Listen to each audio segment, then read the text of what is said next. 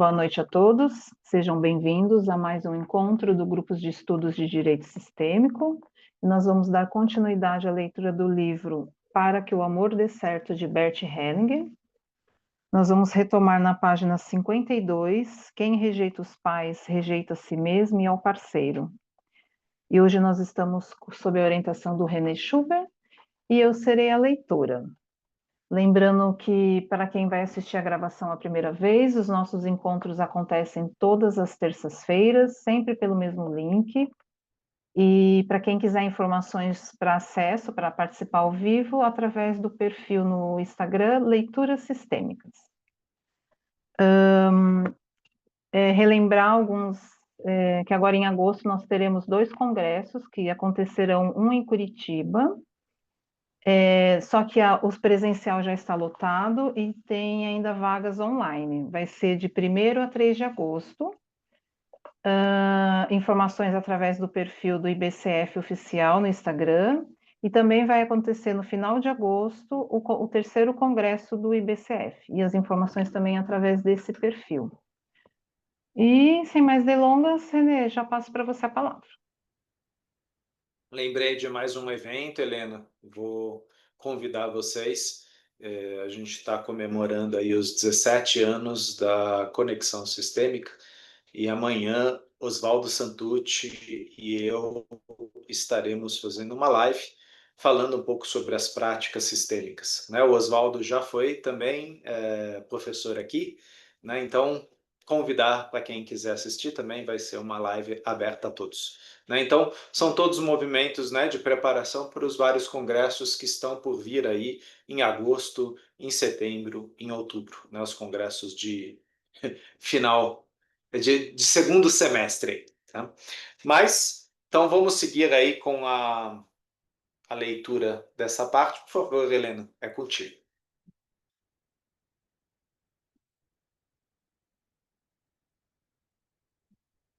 Eu vou pôr a Dilena como co-host, porque aí como eu vou ler, fica Tá? mais fácil dela admitir alguém. Ok.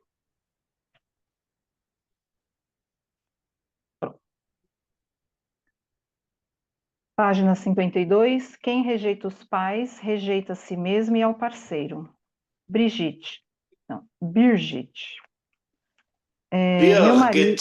Birgit. Birgit. Obrigada, Renê.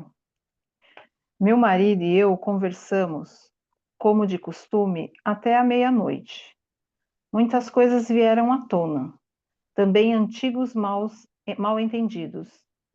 Recordo-me especialmente de uma frase que Christophe diz frequentemente: você é como a sua mãe, mas deveria ser como você é. Eu lhe disse que isso me feria muito, pois eu sou eu. Perguntei-lhe: o que incomoda você? Eu sou eu sou assim. Bert Hellinger. Há algum tempo, tive uma compreensão profunda, por assim dizer, uma compreensão incomensurável. É a seguinte: uma criança é os seus pais. Birgit. Sim e não. Para mim, uma criança tem algo de si próprio. Ela não é somente os seus pais. Bert Hellinger. Por enquanto, fico com esta frase. Uma criança é os seus pais. Birgit. Bert Hellinger. Quando uma criança aceita seus pais como seus pais e quando reconhece eu sou meus pais, então está em paz consigo mesma. Neste momento, ela é eu. Se eu rejeito interiormente um dos pais, eu não sou eu. Birgit assente com a cabeça. Bert Hellinger. Se meu parceiro rejeita um dos meus pais, então rejeita a mim também. Se ele não respeita ou menospreza meus pais, então me rejeita. Mas lhe dou razão quanto ao que você disse antes. Você disse que uma criança também traz algo. Sim, cada um de nós tem ainda algo especial, algo adicional, por assim dizer. Birgit assente com a cabeça. Sim. Continuação Só, de Birgit e Christoph na página 127. só um instantinho, Helena. Eu vou fazer uma breve pausa aqui nessa frase do Hellinger, né? Uma criança é seus pais, né? Então, ein Kind ist seinen Eltern. Eu lembro uma vez de uma colocação do professor Stefan Hausner, que ele falou: o sintoma é da criança, né? E a pessoa que ele estava constelando era uma mulher de 58 anos, que trazia um sintoma. E nessa constelação se mostrou exatamente essa questão da negação de uma das partes do pai ou da mãe. Então, quando o Hellinger fala a criança é seus pais, é essa criança que está aí em você. Essa é seus pais. E sempre será. Para a psicanálise, o infantil, ele é eterno, né? Então, a nossa criança interior, ela sempre será criança. E ela sempre será seus pais. Ah, mas Renê, hoje eu sou adulto. Verdade, né? E essa é a frase que o Hellinger agora fala. Eu entendo que a criança ainda trará algo especial mais para frente. Ela se tornará adulto. Nós nos tornaremos adultos.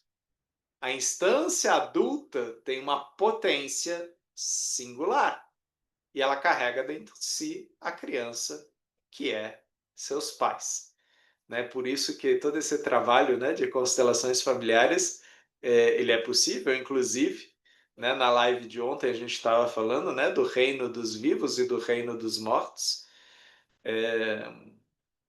Nossos pais sempre estarão conosco, né? Nessa criança que nos habita até o fim, até o nosso fim, eles seguem conosco.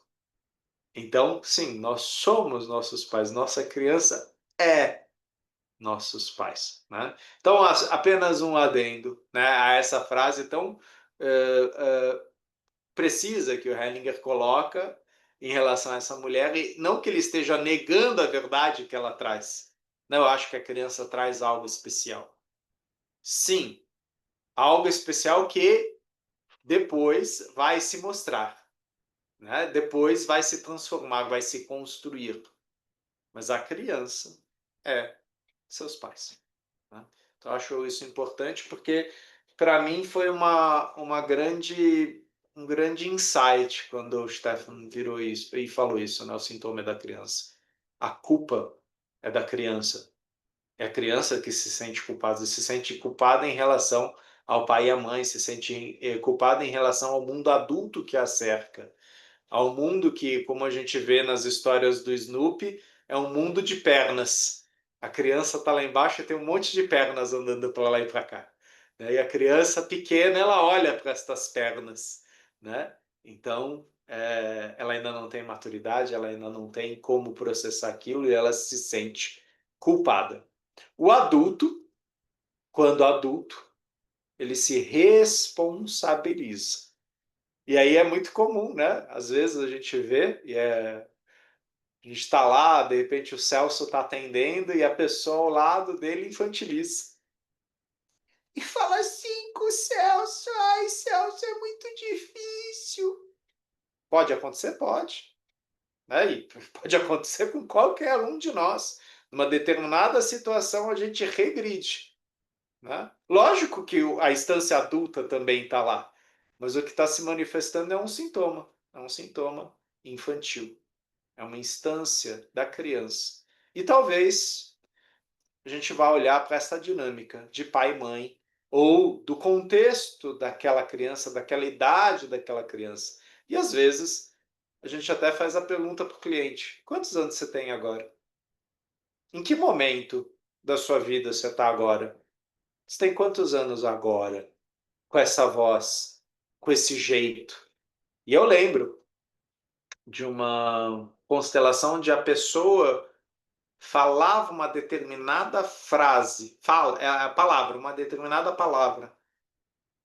E o Hellinger destaca isso, essa palavra. Com que idade você fala essa palavra? Né? Quer dizer, era um traço da infância que vinha à tona. E aí a pessoa traz, ela fala, nossa, me veio uma lembrança. E o Hellinger, eu quero saber, que lembrança é essa? Né? E, sim, é um buscar em si, né? Porque é isso que está atuando, essa criança está atuando, esse sintoma está atuando, essa culpa está atuando, essa dor está atuando, né? Então nós vamos para esse lugar, para essa posição, com essa configuração que esse adulto naquele momento está demonstrando. Quiser seguir, Helena, podemos seguir aí com a constelação.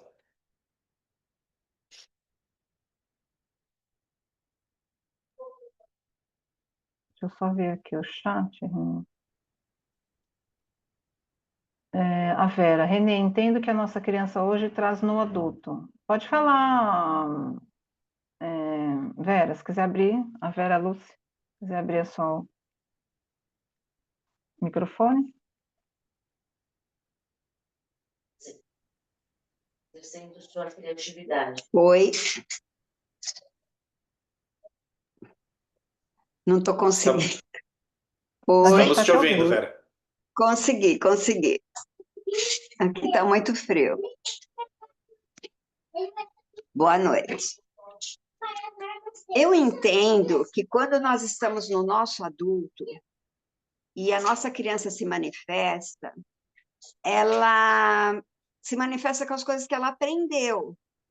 Então, se naquela família, quando ela era criança, ela tinha uma posição de salvar o pai, ou de se vitimizar para encontrar carinho, né? Então, hoje no adulto, inconscientemente, ela acaba repetindo aquela criança. Quando ela tem consciência, ela fala, não, eu já tenho recursos, eu não preciso ser vítima, né?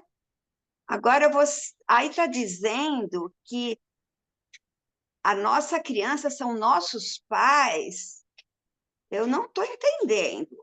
Quer dizer, eles nos ensinaram quando nós éramos crianças, mas hoje, quando nós repetimos, não estamos repetindo nossos pais. Nós estamos repetindo a nossa criança que tomou aquele papel naquele lugar, naquela família.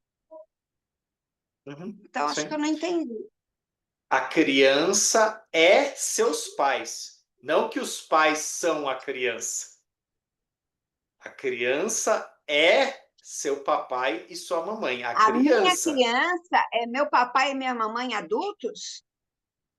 Não entendo. É aquela criança que conviveu com seu papai e sua mamãe naquela época. Aquilo que você aprendeu, né, de teu pai e de tua mãe, que você vivenciou com teu pai e tua mãe quando você era uma criança, quando você era pequena. Essa criança é seus pais, né? Não que seus pais são a criança. Os seus pais têm a criança deles, da época onde eles tinham seus avós. Não entendo. Não faz problema, medita em cima disso, Vera. Ela não é uma frase simples, né? Mas as moedas de João Garcia. A criança que habita em mim são meus pais. A criança que habita em mim são meus pais adultos, quando eles me ensinavam. Sim, a criança é seus pais, aquilo que ela vivenciou dos seus pais, inclusive aquelas lealdades que ela, quando criança, ingênua, tomou para si de seus pais. Tarefas, às vezes, muito maiores do que ela poderia. Mas, como criança, amando seus pais, ela tomou para si. Ela tomou para si o papai, ela tomou para si a mamãe. Né? Então, a criança é seus pais nessas vivências, nessas trocas. Você falou uma frase aí muito preciosa, repetição. A repetição de padrão que às vezes vem de longa data, vem do vovô, vem do bisavô, né? E essa repetição, ela é passada para os filhos através da educação, através de gestos, através de comportamentos. isso a criança olha e, no primeiro momento, ela não entende isso. Ela mimetiza isso. Então, nesse sentido, ela internaliza em si o pai e a mãe. Não ela. É o pai e a mãe que ela põe para dentro. Isso é a Não é nem criança. o pai nem a mãe. Ela é a internalização. O código que ela lê o pai e a mãe dela. Que ela pôde ler naquela época sem falar o código genético, né, Vera? Aí a gente vai para outro tema. Sim, porque Mas a criança... ela entendeu aquilo que ela internalizou o pai e a mãe naquela época, né? Até uns 8 anos, assim. Aí ela começa a repetir esses pais que ela internalizou. Isso. Tá, isso daí não são os pais dela. É o pai que ela não é o pai e a mãe real. Eu estava achando que era o pai e a mãe real. Não é. É o pai e a mãe que ela internalizou. Que aos olhos dela, eles eram aquilo. Mas até nesse sentido, né, Vera, isso também é bastante profundo, né? Eu estou aqui falando para você, eu sou René, mas na verdade você está compreendendo aquilo que você pode compreender do que eu estou falando. Então, em vários aspectos, eu também sou ficcional para você, principalmente no online. Eu sou uma figura ficcional, mas a gente só suporta a verdade que a gente é capaz de suportar. A gente só ouve a verdade que a gente é capaz de suportar. E isso aconteceu nas primeiras vivências, onde a gente ainda não tinha neocórtex, onde a gente ainda, quer dizer, a gente tinha neocórtex, mas ele não estava desenvolvido. A gente ainda não tinha reflexão, compreensão. A gente apenas absorvia. Por isso que a psicologia se fixa tanto nos 4 primeiros anos de vida de uma criança. Porque é nesse período que a criança, como esponja, ela está pegando tudo, bom e mal. Ela puxa. E detalhe, ela puxa com aquele filtro que ela pode. Então eu não Sem sei te dizer. recurso. Exato, eu não sei te dizer que filtro é esse, Vera. Por isso, ela é o pai e a mãe que naquela época ela teve e foi possível ela puxar para dentro. Tem coisas que escapam aí, né? Mas não são o pai e a mãe concretos. Até porque o pai e a mãe concretos, ou melhor dizendo, né? Se eu chegar para você e falar, Vera, o Renê é isso, isso, isso, vai ser uma tentativa de eu tentar me apresentar a você, mas é uma ficção. Porque eu nunca vou conseguir passar para você a totalidade que é o Renê. Então, tua pergunta, ela não é nem um pouco boba, ela é muito complexa. Por isso que eu falei, medita, deixa ir chegando, porque essa frase, quando o Stefan falou essa frase, o sintoma é da criança, foi que eu entendi essa frase do Hellinger, a criança é seus pais. E por isso que, recentemente, o colega lá de Belo Horizonte, Andrei Moreira, publicou um livro, né? Se você não curar as feridas que estão dentro de você, você vai sangrar em cima de quem não te machucou. Ou seja, a gente vai repetir, porque aquilo não está processado. Né? E eu não faço de propósito. Eu faço porque eu não sei fazer diferente. Eu faço aquilo que, para mim, é normal, natural. Eurico, entre na conversa, por favor. Eu vou procurar entender, mas agora está um pouquinho mais. Porque como eu fiz muito análise transacional, então eu via muito a criança, né? E sempre trabalhei com pai, adulto e criança, e eu tenho esse conceito muito claro. Agora eu fiquei confusa, né? Porque aquela criança que eu entendia não eram meus pais, mas sobre esse ponto de vista, pode ser, Sim. né? Que Eu aí posso refletir. que aí na psicanálise eu lembro que quem traz esse termo é Melanie Klein, imago. Ela fala da internalização dos imagos paterno e materno, e que é isso que aparece numa análise, né? A imago do pai e da mãe, quer dizer, aquilo que a criança pôde, a partir da sua perspectiva, internalizar de pai e mãe. E logicamente que muito disso tem coisas que ela não sabe lidar. E tem coisas que, inclusive, ela não compreendeu naquela época e ela internalizou de um jeito meio esquisito, mas foi o que era possível para ela, né? Então, de repente, eu falo para você, né, Vera? Não, porque minha mãe é má, né? E como facilitadora, você vai falar, ok. Como psicanalista, você vai falar o que é mãe, o que é má, quem é você? Né? Quer dizer, vai, vai entrar nos significantes de cada coisa, né? Porque o bom e mal eu também aprendi com meu pai e minha mãe. E esses conceitos morais eu internalizei eles. E eu aprendi eles primeiro pelo corpo, não pela razão. Essa é uma questão que dá muita confusão. Né? Quando a gente fala, não, porque a criança não compreendeu, é óbvio que ela não compreendeu. Ela não tem raciocínio para compreender. Ela não tem lógica abstrata para compreender. Ela absorve. É por isso que a gente fala, a criança é uma esponja. E ela absorve, inclusive, coisas que ela não faz ideia do que fazer com aquilo. Mas ela absorve da forma como foi possível. E aí a gente tem aquela pesquisa, né, que foi feita lá pelos anos 60, né? De eu pegar, de repente, a Vera e pegar a Matilde, que é a irmã gêmea da Vera. E aí vocês contam de uma história traumática da sua infância. E aí a Vera fala, então, teve um dia que a mamãe bateu na gente. E a Matilde do teu lado olha para você e fala, não, a mamãe ficou brava. Ela não bateu na gente. Mas a Vera insiste. Ela falou, ela bateu, sim. Nossa, eu nunca vi a mamãe tão brava. Quer dizer, as duas crianças estavam lá, as duas crianças vivenciaram a mesma situação, só que a forma como a Vera significou foi uma, e a forma como a Matilde significou foi outra. Duas filhas da mesma mãe. Então, esse experimento é interessante para a gente falar dessa internalização ou dessa imago que vai para dentro, né?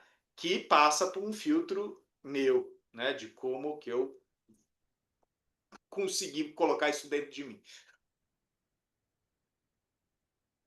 Eu entendo, e também um filho, cada filho tem uma mãe diferente, né? Isso é tão Mas bonito. também tem a época que teve o filho, aquela maturidade daquela mãe, também entra isso, né? Mas eu tenho 3 filhas e cada uma eu fui mãe diferente. Mas elas também internalizaram diferente, bem Sim, diferente. sim. Então eu falo, essa é a mamãe, mas não foi a minha mãe, mas é a mesma mãe, Sim. entende? Mas tem um lado e tem outros, né? Eu Obrigado pelas entendo. camadas de complexidade que você trouxe, Vera. É isso mesmo. Obrigada também, Renê, de ter respondido. Gratidão. Imagina, Gratidão foi ao grupo. foi uma tentativa de resposta, não foi uma resposta. Tá bom. Por favor, Eurico. Boa noite a todos, boa noite, Renê. De volta aqui com vocês aqui. Bom, o que eu penso sobre esse assunto, sobre essa questão? Não tem como a gente dissociar o que nós somos hoje do nosso pai e da nossa mãe. Literalmente, nós somos os nossos pais, nosso pai e nossa mãe. Literalmente. Porque quando mamãe fez amor com o papai fez amor com a mamãe, quando eles fizeram sexo, aquele espermatozoide do papai que fecundou o óvulo da mãe naquele momento, ele trouxe toda essa carga, não só a carga genética, biológica, mas eu penso assim, toda aquela carga emocional, todo aquele universo de memórias dentro do sistema familiar do papai e dentro do sistema familiar da mamãe, vieram junto com esse espermatozoide, com esse óvulo. Então, todo aquele arsenal de memórias, de experiências vividas, vem junto. Então, não é só esse corpo biológico, a gente é um corpo espiritual, um corpo emocional, hum, dê o nome que queira dar, mas todas essas memórias, literalmente, elas estão presentes aqui dentro da gente. Não tem como a gente dissociar, se sentir dissociado do pai e da mãe. Eu me lembro, olha, compartilhar com vocês, a primeira vez que eu refleti um pouco mais sobre isso, né? Tava lá eu na maternidade em Curitiba, esperando minha netinha nascer. Minha filha ia, ia passar pelo processo de parto, nascimento da minha netinha. Quando veio aquele pacotinho, né, todo embrulhadinho lá, fecha só a carinha dela de fora, aí tinha ali naquele aquário que fica o vidro separando as crianças lá, né? Tinha outras crianças, e aí tinha duas mulheres, né? Uma comentou com a outra assim: Nossa, que coisa mais bonita, né? É uma folha em branco, uma nova história que começa a ser escrita.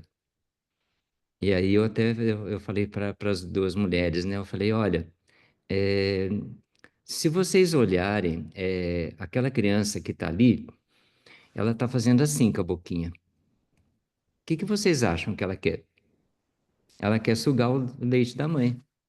Provavelmente, daqui um pouco, a enfermeira vai vir buscar essa criança e, se ela já não o fez, vai colocar ela em cima do peito da mãe e ela vai mamar. Ela nunca assistiu, nunca leu livro nenhum, ela nunca assistiu vídeo nenhum do YouTube e nem do Instagram e nem de rede social nenhuma, mas ela tem aquela memória que para ela sobreviver, ela precisa sugar o seio da mãe. Então, isso para mim é uma prova inequívoca de que a gente já nasce com esses conhecimentos, com essas experiências. Tudo isso já nasce com a gente, não é uma folhinha em branco que vai começar a ser escrito. A gente já traz todas essas histórias aqui depositadas dentro da gente. Então, toda a história da família do meu pai, da família da minha mãe, está aqui dentro da gente. Se eu nego o meu pai e a minha mãe, eu estou negando a mim mesmo. Eu sempre falo para os meus clientes: olha, se o seu pai não é bom, ou se o seu pai não presta e a sua mãe não é boa, por conseguinte, então você quer dizer que você também não é bom e você também não presta? Porque eles estão aí dentro de você, né? Então, aí, inclusive, se você fizer um exame de DNA, o DNA vai ser igual ao deles. Eles estão presentes aí, olha, na sua pele, na cor do seu cabelo, nas memórias que você tem, as dificuldades, os dons e as dificuldades que vocês têm. Então, eu concordo plenamente. Você também falou bastante sobre isso, Renê. Vou muito de encontro àquilo que você falou. Não tem como a gente se dissociar do nosso pai e nossa mãe. A gente é literalmente o nosso pai e a nossa mãe. E quando a gente Esse, aceitar que a gente esse casal, aí eu acho que a gente encontra um pouco mais de paz e de plenitude na gente, sabe?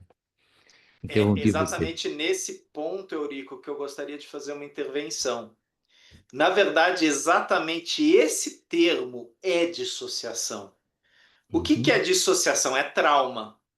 E o uhum, trauma, muitas vezes, é quando eu nego, rejeito, afasto, excluo, encubro algo que é meu e que é caro.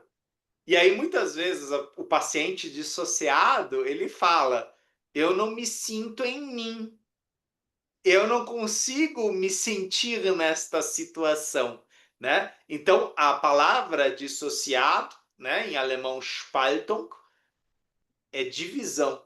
É é, como se uma parte dissesse sim, você é meu papai e eu te amo. E a outra parte fala, mas Essa parte que falou, Porém, mas cria uma dissociação e aí a gente tem um sintoma. Né? Logicamente, a gente continua sendo o nosso pai e nossa mãe. Só que aí a gente acabou de fazer uma ferida, né? exatamente. Digamos, nesse cristal que nós somos, né? E aí entra aquela coisa que o Garriga fala também. Eu tomo as moedas inteiras, não há como tomá-las em parte. E, ao mesmo tempo, a gente sabe que dá para tomá-las em parte, só que dá ruim, né? É, Se eu dá tomo em mal. parte, eu sou em parte. Tá mal. Eu sou partido, né? E aí o livro todo fala disso. E já que eu sou partido, eu vou me conectar com parte do Eurico que eu gosto. A outra parte eu ignoro. E aí o Eurico e eu, a gente vai ter um filho que em parte eu gosto. Em parte não. Quer dizer, tudo na minha vida vai ser fragmentado, né? Uhum. Porque originalmente eu estou fragmentado. A remeição à teoria geral, não, eu estou sendo didático aqui, né? Mas o trauma, ele é como um vidro partido, estilhaçado. E aí, façam essa visualização. Vocês se olham no espelho. E aí vocês, de repente, dão uma martelada no espelho. É o mesmo espelho. A única questão é que não tem um Renan olhando de volta para vocês. Tem vários rostos seus, vários olhos seus te olhando de perspectivas diferentes. E você não consegue se ver inteiro. Você só se vê partido, pedaços de você, né? Então, isso é uma dissociação e essa dissociação em parte vem porque parte de mim não suporta parte de mim. E aí eu não consigo ser inteiro, não consigo ser uno. E provavelmente era isso muito que o Jung falava, trabalhava, né? Ele falava que somos seres polares, né? Ou seja, né? Masculino, feminino, papai e mamãe. E o trabalho que a gente faz é de integração, né? Então, eu sei que eu tenho um pai e uma mãe. E que belo quando pequeno eu olhava para eles e falava pamã, mapá, como se eles fossem uma coisa só. Lógico, eles são coisas separadas. E ao mesmo tempo, para mim, como filho, eles são uno, né? E aí a gente entra em mitologia, né? Esses seres, né? Que são seres completos, que são seres que têm a unificação das polaridades, são integrados, masculino com feminino, pai com mãe, claro com escuro, né? Como se nós caminhássemos para isso. Então, nesse sentido, será, Eurico, que eu sou inteiro? Provavelmente há uma busca, né? E eu não estou falando necessariamente que eu sou dissociado, mas provavelmente eu tenho experiências onde, isso aqui eu não gostei da minha mãe. Isso aqui eu prefiro não dizer. E talvez eu nem diga porque eu não queira dizer. Mas toda vez que eu perguntei para minha mãe do meu tio, ela marejou os olhos e não respondeu. E aí um dia minha tia fala: seu tio se matou. Ou seja, não era eu que rejeitava essa história, mas essa história era rejeitada no corpo da minha mãe, talvez no corpo da minha avó, e tinha eco aonde? No meu corpo. Eu sou meu pai, minha mãe. E esses padrões repetitivos, essas fragmentações. Então, se eu posso dizer para vocês que eu sou inteiro, talvez eu parta do princípio que meus pais o eram. O que é bem complicado, né? E aí é uma temática muito legal para relacionamentos afetivos, né, Helena? Nós nos relacionamos com partes, com cacos, né? Cacos que buscam encaixe. e na hora que encaixa, de repente você percebe que um caco é azul e outro é vermelho. Não é a paisagem que se buscava. Mas mesmo assim, eles têm um encaixe. Eles têm algo a passar aí. Né? E às vezes eu estou resgatando não uma coisa no presente para A para B, mas uma coisa que talvez vinha de muito tempo do sistema de A e do sistema de B. Né? Ou seja, a relação de casal nunca é relação a dois, é uma relação entre sistemas. Porque eu sou meus pais e ela, ele, são, os pais dele, dela. Ou seja, todos os relacionamentos afetivos estão a galera junto. Uhum. Né? E às vezes o nosso trabalho é exatamente essa diferenciação, essa compreensão que nós adultos conseguimos fazer, então, aqui, né? Discutindo talvez o sexo dos anjos, mas a gente está buscando diferenciação e compreensão, a gente está tentando acomodar certos conceitos dentro de nós, para de repente vir uma pergunta ou uma colocação do Hellinger ou de alguém e desconstruir isso novamente. Né? Porque cada um com seu sistema aqui talvez traga pedaços, peças diferentes e que podem, sim, juntar ou possam destroçar aquilo lá. Né? Então, a ordem existe a partir do caos, né? Entrando aí na mitologia grega. Então, parece que a ordem tem uma necessidade, o caos tem uma necessidade de ordem. E a gente sabe que a ordem ela não permanece por muito tempo. Volta o caos. Né? E aí, que movimento é esse? Ou melhor, talvez seja exatamente isso, é movimento. Construção, desconstrução, reconstrução. Novamente, destruição, reconstrução, construção, e assim vamos, né? em frente. Né? Mas só fazer essa pontuação da dissociação, Eurico, né? Porque Uhum. na sua origem, essa palavra ela surgiu porque nessa associação, né, de pai e mãe internalizados inteiros, se eu nego ou se eu rejeito, e algo que talvez nem seja eu consciente, mas algo em mim rejeita, eu parto, eu dissocio. E aí Separo. eu vou fazendo assim, e durante a vida, de repente, eu vou alinhando algumas arestas tal, e eu continuo partido, só que eu sinto exatamente quais são esses pontos de ferida, de afastamento, o que eu consegui, de repente, juntar, e o que, de repente, eu consegui falar, olha, é muito difícil me relacionar com você assim, mas eu sei que você não é diferente disso, mas eu sou diferente disso, e tudo bem. Que aí entra um pouco o livro da Lari Pedrosa, Uma Nova Mulher. Né? Quer dizer, entrar em contato com esse adulto que é a minha mãe e talvez como mulher entender que a minha mãe era mulher. Imperfeita, incompleta, com suas dores, com suas mágoas, e talvez eu peguei muito disso também. Né? Então, o livro Uma Nova Mulher, ele também fala dessa criança ferida, dessa criança que olha para a mãe e julga a mãe, e acusa a mãe, e xinga a mãe. E a possibilidade de talvez olhar de uma outra forma para essa mãe. Eu não sei se foi semana retrasada que a gente falou isso, não sei se foi aqui, se foi numa live, mas recentemente eu vi uma série que mostrava lá uma situação na mesa, então tinha a mãe, a filha e a neta.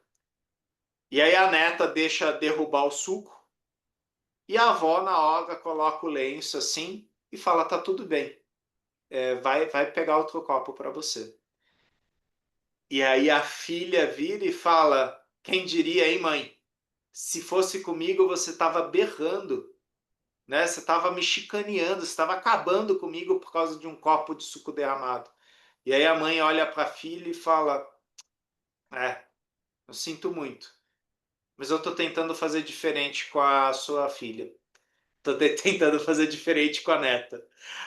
Ou seja, a gente vê um giro aí, né? E muitas vezes a gente percebe esse movimento interrompido aqui, mãe e filha, e o resgate que a neta faz.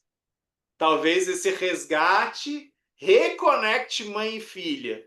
Ou talvez esta neta siga esse movimento de fragmentação, né? Geração para geração, algo parte, algo magoa, algo decepciona. E não é para a decepção nos dissociar, né, Eurico? Mas talvez o sistema, no signo desse sistema, essa decepção é suficiente para falar, agora não dá mais. E aí, novamente, você tem a desconexão, o desencontro, a separação, a desunião.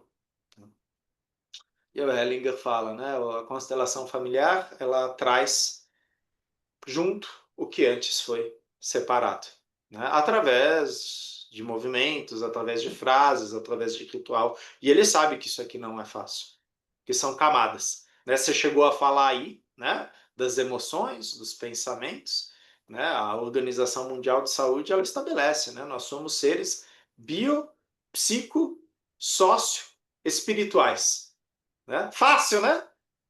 Fácil essas 4 instâncias: biológico, psicológico, social e espiritual. Muita camada, é muita complexidade, né? E às vezes o Hellinger falava essas frases, a gente fala, né? O Hellinger ele conseguia ser conciso, né? Só que essas frases elas eram de uma complexidade, de uma profundidade. O essencial é simples. O problema é chegar nesse essencial. O problema é a maturidade para suportar esse essencial. Problema não, né? A solução. Olha eu colocando o problema onde não existe problema. Gostaria de colocar mais alguma coisa, Eurico? Não, não, é isso mesmo. Eu acho que dá ruim quando a gente tem essa dificuldade de lidar com aquilo que a gente recebeu dos pais, né? Como memória de algo que a gente tem que buscar essa cura, né? Eu acho que aí, como você falou, é aí que dá ruim, porque aí a gente está tentando negar algo que está dentro da gente, sabe? Aí eu acho que aí que aí complica. Sim. Tem uma frase bem curta que uma vez eu li acho que foi no Facebook. A psicoterapia não se trata de negar a sua história ou de contar uma história bonita. Se trata de olhar para ela e ressignificar as partes difíceis dessa história, né? Ressignificar como adulto, né? Quer dizer, quem que vai cuidar desse Eurico ferido dentro do Eurico? O Eurico, né? O Eurico adulto vai falar, então, moleque, vem cá, que agora é com nós. Eu Deixa que sei que o o meu papai... adulto resolve. Exato, eu sei que o papai fez isso, que a mamãe fez aquilo, o vovô, a vovó, mas agora é nós dois aqui, meu. Vamos É, lá, vamos na broderagem aqui, vamos tentar achar uma solução para isso. Eu contigo e você comigo, né? E é difícil, né? Porque muitas vezes o nosso cliente fala, não, mas eu não consigo lidar com essa criança. E aí a gente percebe como tá funda essa rejeição de si. Né? Quando o adulto vira e fala, eu não consigo lidar com essa criança, né? Olha só quão profundo está essa rejeição. Né? E quão profundo está, de repente, essa frase que se ouviu de uma mãe ou de um pai. Esse moleque não dá certo. Não, não aguento esse moleque. Não, isso não dá. A gente talvez tenha ouvido essas frases. Eu não aguento mais você. né? E sim, quando papai e mamãe falaram isso, eu estava por aqui, né? Só que essa frase, ela teve um efeito outro dentro do meu corpo, né? Então, quem rejeita os pais, rejeita a si mesmo. Assim como quando eu vejo meu pai rejeitar minha mãe e minha mãe rejeitar meu pai, dentro de mim, partes paterna e materna são rejeitados. Partes masculina e feminina são feridos, né? Ah, eu não quero você conversando com aquela desqualificada da sua mãe. Isso dito para uma menina pequena, ou isso dito para um menino, né, que tem a sua mãe como heroína, que tem o seu pai como herói, afeta demais, né? Então, a Sophie Hellinger, ela tem uma frase, né, que fala uma mãe que não respeita o pai da criança sequestra-lhe, né, o pai, né? Sequestra esse amor paterno. Porque a criança, para ficar bem com a mãe, vai falar tudo bem. Da mesma forma, ao contrário, né? A gente está falando de alienação parental, né? Quer dizer, na hora que eu falo mal, né, de um ou do outro para a criança, eu estou roubando daquela criança aquela imagem saudável, aquela imagem inteira que ela tem. Eu estou fragmentando esse papai e essa mamãe. E aí a gente sabe o trabalho que depois a gente tem na terapia para reconstituir essas figuras internamente, né? Porque quem vai fazer esse trabalho é nós, né? Nós vamos lá pagar o terapeuta, pagar o analista, fazer uma constelação familiar para recolher caquinho.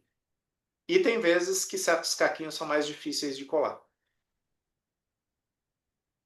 Pô, Renê, mas eu já fiz tanta constelação. Bom, você sabe, né? Pai e mãe sempre é tema. Então, às vezes, a gente busca concentrar na relação de casal para poder, talvez, ouvir algo um pouco diferente, né? É uma ilusão, mas a gente tenta, né, ir por outros caminhos também. Podemos ir mais um pouquinho, Helena, por favor. Quando o genro e a sogra se desprezam e se odeiam mutuamente. Cibele. Também andei pensando na sua afirmação desta manhã sobre a depreciação dos pais do parceiro. Temos o problema de que entre a minha mãe e o Ratim existe um grande ódio e um grande desprezo de ambas as partes. Estou sempre no meio, tenho ataques de raiva com grande regularidade e digo: deixe-me de fora, briguem vocês dois sozinhos. Eu não quero saber disso. Bert Hellinger. Vamos colocar essa situação.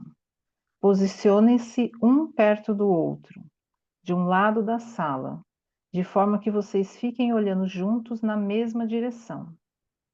Agora vou colocar a mãe em frente de vocês.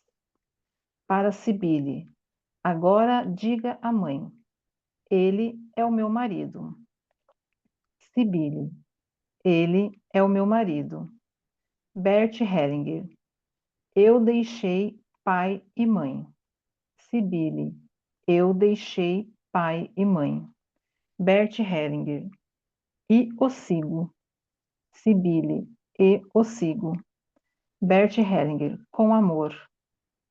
Cibele, depois de um silêncio, com amor. Bert Hellinger para Ratim. Agora diga para a sogra. Ela é agora a minha mulher. Ratim. Ela é a minha mulher. Bert Hellinger. Nela respeito você. Ratim. Nela respeito você. Bert Hellinger. Como se sente agora? Mãe. Para mim está absolutamente em ordem. Sinto simpatia pelo genro. Sim, eu o acho bonito. Bert Hellinger. Está bem, isso foi tudo. Eu só queria experimentar. Depois que os três se sentaram, Ratim quer dizer algo. Bert Hellinger. Não, sem comentário.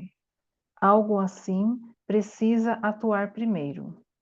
Em segundo plano, eu o fiz menos por vocês do que pelos outros casais, por assim dizer, como demonstração para os outros. De acordo? Ratim, sim. Bert Hellinger, a mulher também está de acordo? Sibili, sim. Continuação de Sibili Ratim na página 121. Dois culpados se entendem melhor.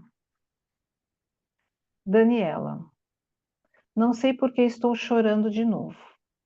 Acho que não posso ser realmente mulher para Matias. Tenho a sensação de ter que cumprir uma tarefa que me impede de ser mulher para ele. Essa sensação também me impede de ser mãe. Pensei que isso tivesse a ver somente com Matias, porque eu não consigo chegar até ele. Mas agora percebo, se me entregasse totalmente a Matias, estaria traindo uma outra pessoa. Em meus relacionamentos, já pensei muitas vezes, não quero prender-me de jeito nenhum. Não quero ter filhos, senão serei infiel à minha missão. Só agora posso expressar esses sentimentos em palavras. Bert Hellinger. É um passo muito importante que você está dando. Vai ser muito positivo para o seu relacionamento. Dois culpados se entendem melhor do que um culpado e um inocente. Porém, não há uma culpa no sentido próprio da palavra. Cada um está emaranhado a seu modo. Daniela, sim. Matias, sinto-me fortemente unido a este grupo. É raro sentir-me assim. Normalmente sou distante. Agora estou diretamente conectado e posso sentir intensamente. Bert Hellinger, ótimo. Assim a gente se sente vivo. Matias, sim. Bert Hellinger, vou trabalhar com vocês imediatamente. Só um Daniela, instantinho, que agora a gente vai para a constelação em si. Tá? Queria ainda falar algo sobre essa questão, né? Dois culpados se entendem melhor do que um culpado e um inocente, né? Então, Hellinger está falando da questão, né, da equivalência entre dar e tomar, né? Quando dois pecadores se juntam, os dois podem, a partir daí, buscar uma redenção. Quando um pecador encontra um salvador, bom, vocês já sabem o que acontece, né? O salvador vai salvar, e para ele poder salvar, ele tem que ter um pecador. Então, fica nessa pendência que eu tenho que salvar e você tem que ter feito alguma coisa para eu lhe salvar. E o que acontece quando isso é expiado? Né? Será que ele suporta essa posição aqui? Essa posição de igual? Né? Então, atire a primeira pedra quem não tem pecados. Né? E muitas vezes, numa relação, talvez, por assim dizer, imatura, eu busco um ideal e eu coloco um ideal. Eu não deixo espaço para sombras, para os pecados, para os erros. E aí, as pessoas se relacionam com ideais. Nós vivemos numa sociedade que tem muitos ideais, tem muitas vaidades, né? E as pessoas não se encontram, porque esse encontro aqui ele tem muitas coisas, e aí eu vou usar o termo com aspas bem grandes, erradas, pecaminosas, esquisitas, tortas.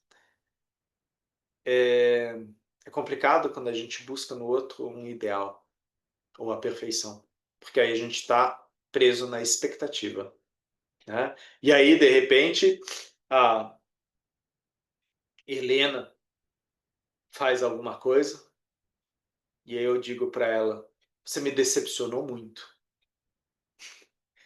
Se a Helena for adulta, ela vai falar, bom, foi você que quis acreditar nesse ideal. Então fica aí com a tua decepção. Agora, se é uma relação infantil, ela vai ficar mal, porque ela me decepcionou. E ela vai tentar compensar. E eu não vou deixar. Porque você me machucou muito, porque isso é um absurdo, tal. Eu me alimento dessa diferença aqui, né? Ah, é tóxico isso? Sim, bastante, né? Só que nós nos colocamos às vezes assim, e às vezes a gente aprendeu isso aonde? Sim, lá atrás, na nossa família, né? Às vezes com comparações, né, entre irmãos, às vezes com ideais. Não, a gente espera que você seja assim. É importante para você ser assim. E talvez seja muito difícil para mim lidar com esse ideal, com essa expectativa, com esta ilusão, né? Ah, Cleusa, porque você, como filha, vai ser assim, vai ser assado, vai fazer isso. Um grande peso sobre a Cleusa, sobre a pequena Cleusa, né? E conforme ela vai crescendo, ela vai se conectando talvez com algumas coisas diferentes e vai se emaranhando mais aqui, né? Na hora que Hellinger fala, quando os dois se sabem culpados, é mais fácil de se olharem, porque cada um está emaranhado à sua maneira. Onde? Aqui? Não. Antes, né? Em suas relações familiares. E esse ponto de emaranhado faz com que ambos possam se conectar aqui, né? Possam seguir adiante a partir desse emaranhado. E talvez consigam até se desemaranhar, porque estão começando do mesmo nível, pecaminosos, né? Errados, né? Então, Romeu e Julieta começa no erro, né? Você pode qualquer garota, menos Julieta. Você pode qualquer homem, menos o Romeu. E eles se encontraram numa festa e foi amor à primeira vista. E ela não sabia que ele era Romeu. E ele não sabia que ela era Julieta. Mas foi arrebatador. É um emaranhado tão forte que colou e não descolou mais. A única coisa que descolaria, aparentemente, seria a morte. Então, a morte para estes dois é o sacrifício que torna a família novamente unida. Então, a partir daí, essas famílias podem chorar juntos, né? Fazer o luto juntos de algo talvez muito mais antigo. Então, Romeu e Julieta é uma ótima história, né, de pecado, né, daquilo que... Porque quando você assiste o filme, você fala, o que o Romeu fez de errado? O que a Julieta fez de errado? E se amaram. Ele amava o sistema dele acima de tudo. E ela amava o sistema dela acima de tudo. E eles sabiam que a união deles faria com que esse amor unisse tudo, o sistema todo. Eu por você, papai. Eu por você, mamãe. Um sacrifício supremo. Gente, eu vou deixar a constelação para Cleusa. Eu vou deixar o emaranhado com a Cleusa, né? Mas eu gostaria de destacar aqui tanto o debate que a gente teve, né, da criança ser seus pais, né? Então, da gente deixar isso reverberar, quer dizer, como é para cada um de vocês, né? Eu sou meus pais, né? Quer dizer, minha criança em mim é meu papai e minha mamãe. E o começo desse capítulo, né? Dois culpados, dois pecadores, trazem leveza um para o outro, né? E como a questão da equivalência, né? Começar por esse ponto, diferente do ponto de Adão e Eva, né? Que aí a gente tem outra história, outra forma de conexão, né? Vou deixar ainda, se alguém tiver alguma dúvida, pode colocar, se não, passo a palavra para Helena, agradecendo aí a leitura da Helena. E já que a Cleusa está sempre com a gente, ela já pega o BO e já embrulha para a viagem.